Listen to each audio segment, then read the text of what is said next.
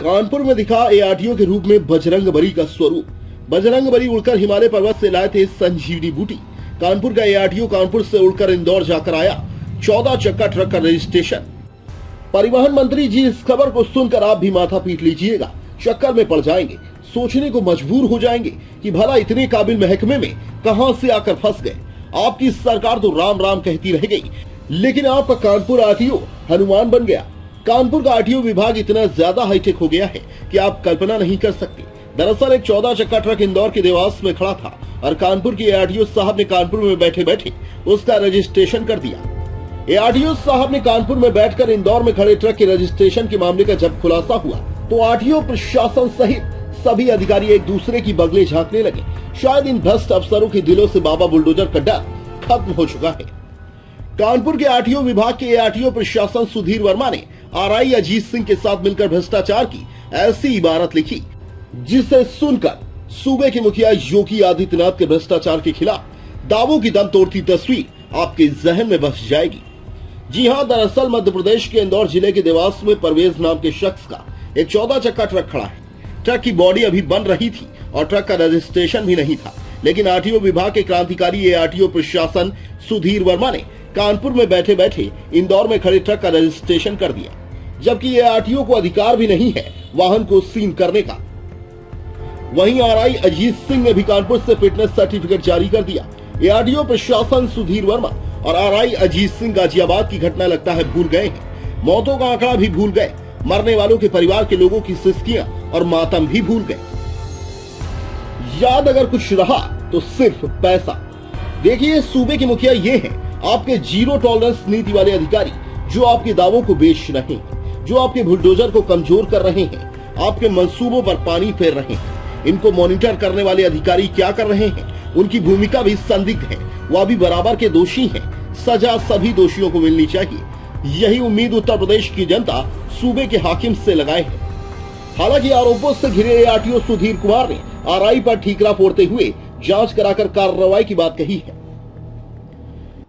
Sir, RTO पे एक आरोप लग रहा है कि एक गाड़ी है 14 चक्का की, जो कि मध्य प्रदेश में बॉडी बनने गई, यूपी 78 GT आपका 9635 परवेश नाम का ऑनर का नाम है। आरोप लगा रहा है कि उस पर जो है वो गाड़ी आई नहीं यहाँ पे और रजिस्ट्रेशन कर दिया गया। क्या पूरा मामला है? ऐसा है कि अगर जो जिसने आक्षेप लगाया है कि गाड़ी नहीं आई, गाड़ी तो कार्यालय आती नहीं, वहाँ पनखी आती है, आरआई साहब गाड़ी वहाँ चेक करते हैं।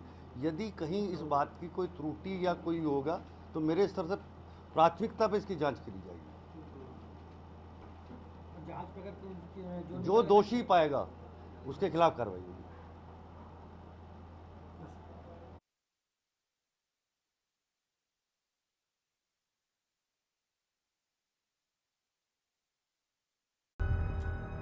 इस गोलमाल जवाब और भ्रष्टाचार में घिरे आरआई अजीत सिंह से बात करने पहुंचे तो वह भी गोलमाल जवाब देते हुए कैमरे के सामने बोलने से बचते दिखे, लेकिन कभी कुरेदने पर आरआई ऑन कैमरे के आगे बोल ही दिए कि लापरवाही एआरटीओ की तरफ से हुई होगी, उनकी कोई गलती नहीं है। उन्होंने बातों ही बातों में माना है कि हो सकता है कि ट्रक कोई और आया हो और नंबर कुछ लिखा हो, इस वजह से यह गलती हो गई होगी, लेकिन उनका कोई लेना देना नहीं है। किसी भी गाड़ी के आरटीओ ऑफिस में आने के बाद एंट्री करने के बाद फाइल एआरटीओ के पास भेज दी जाती है। गड़बड़ी उन्हीं के स्तर पर हुई होगी। उनके ढुलमुल बातों से साफ है कि इस भ्रष्टाचार में फंसे आरआई और एआरटीओ प्रशासन एक दूसरे पर मामला डालते हुए बगले झांक रहे हैं, क्योंकि मामला तूल पकड़ता जा रहा है। साथ ही आरआई ने बताया कि कमेटी बन गई और जांच शुरू हो चुकी है। अब देखना होगा कि जांच की आंच किसी अधिकारी पर आती है।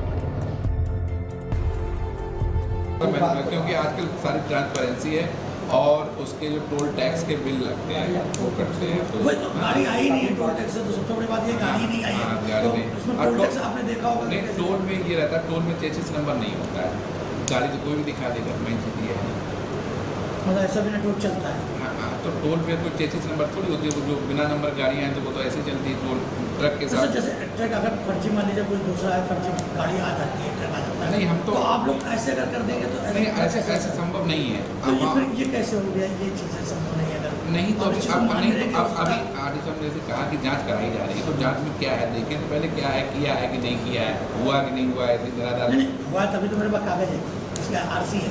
नहीं, आरसी तो ये पता कैसे पता गाड़ी वहाँ पर रही है, उसका भी तो सबूत होना उसका चाहिए। वीडियो है मेरे पास। उसका वीडियो है, दिखाइए उसका चेसिस नंबर वीडियो दिखाइए, फिर देखते हैं कैसा है। तक विदाउट संभव नहीं है। आजकल फिटनेस भी ऐप्स होने लगी और फिटनेस ऐप से कैसे हो गई भगवान जाने। बिना ऐप से फिटनेस की गाड़ी भी नहीं सकती है।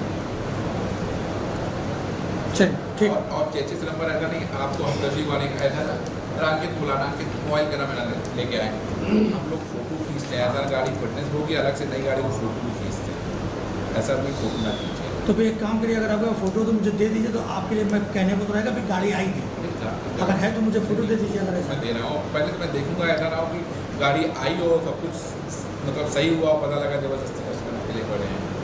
ये जबरदस्ती तो नहीं है। नहीं, चेसिस नंबर से मिलाना पड़ेगा। चेसिस मेरे पास अगर फोटो है तो गाड़ी 100% आएगी। हमें कुछ डाल नहीं था, वैसे कर दो तो मतलब थोड़ा पॉलिटिकल प्रेशर भी डालते हैं कि ऐसे कर दो, और तो धमकाते हैं, गाली गलौज करते हैं, तो हम लोग उसको फिर दरकिनार करते हैं। देखो ऐसा है कि जो सरकार गाइडलाइन है उसको फॉलो कराने कुछ भी कहते हैं, ये सब चीज़ें हैं। चलिए।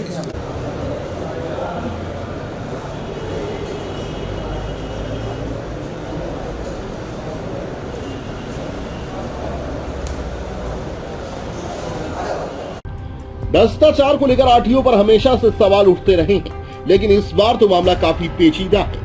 ट्रक आरटीओ आया नहीं और रजिस्ट्रेशन हो गया। मामले का खुलासा होते ही जांच शुरू हो गई है। अब देखना होगा कि किस अधिकारी पर जांच के बाद गाज गिरेगी और भ्रष्टाचार फैलाने वाले पर क्या प्रशासन कार्रवाई करेगा। क्या गाज एआरटीओ प्रशासन पर गिरती है या फिर आरआई पर, यह बड़ा सवाल है। देश प्रदेश की हर छोटी बड़ी खबर के लिए सब्सक्राइब करें हमारा चैनल RTI News 24 और बेल आइकन दबाना ना भूलें, जिससे हर खबर आप तक पहुंचा सके हम सबसे पहले।